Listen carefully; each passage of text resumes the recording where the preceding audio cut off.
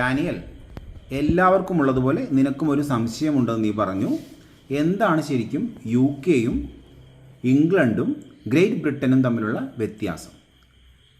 Okay, നമുക്കതൊന്ന് just ഒന്ന് പരിശോധിക്കാം. ഇത് നമ്മൾ ഈ കാണുന്നത് യൂറോപ്പിൻ്റെ ഒരു മാപ്പാണ്.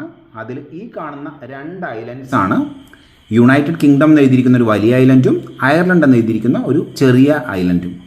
ഇതിനകത്ത് യുണൈറ്റഡ് കിങ്ഡം എന്ന് എഴുതിയിരിക്കുന്ന ആ ഐലൻഡിൽ ശരിക്കും 3 രാജ്യങ്ങളാണ് ഉള്ളത്. മുകളിൽ മാർക്ക് ചെയ്തിരിക്കുന്ന ആ ചെറിയ പ്രദേശമാണ് സ്കോട്ട്ലൻഡ്, അതിൻ്റെ ഭാഗമാണ് തലസ്ഥാനമാണ് എഡിൻബ്ര. താഴെ കാണുന്ന ഇംഗ്ലണ്ട് എന്ന് പറയുന്ന പ്രദേശത്തിൻ്റെ തലസ്ഥാനം ലണ്ടൻ. സൈഡിൽ ആ ചെറുതായിട്ട് വരച്ചിരിക്കുന്ന പ്രദേശമാണ് വെയിൽസിൻ്റെ തലസ്ഥാനം കാർഡിഫാണ്. തൊട്ടിപ്പുറത്ത് അയർലൻഡ് എന്ന് പറയുന്ന ഒരു ദ്വീപ് കാണാം, നമുക്ക് ഐലൻഡ് കാണാം.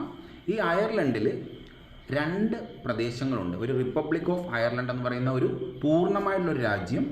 ആ രാജ്യത്തിൻ്റെ തലസ്ഥാനം ഡബ്ലിനാണ്. മുകളിൽ കാണുന്ന ചെറിയ പ്രദേശമാണ് നോർത്തേൺ അയർലൻഡ്. ഈ നോർത്തേൺ അയർലൻഡും തൊട്ടിപ്പുറത്ത് കാണുന്ന വലിയ ദ്വീപിലെ 3 രാജ്യങ്ങളും കൂടി ചേരുന്ന പ്രദേശത്തെയാണ് നമ്മൾ യുണൈറ്റഡ് കിങ്ഡം എന്ന് പറയുന്നത്. അപ്പോൾ യുണൈറ്റഡ് കിങ്ഡത്തിൽ 4 രാജ്യങ്ങൾ വരും.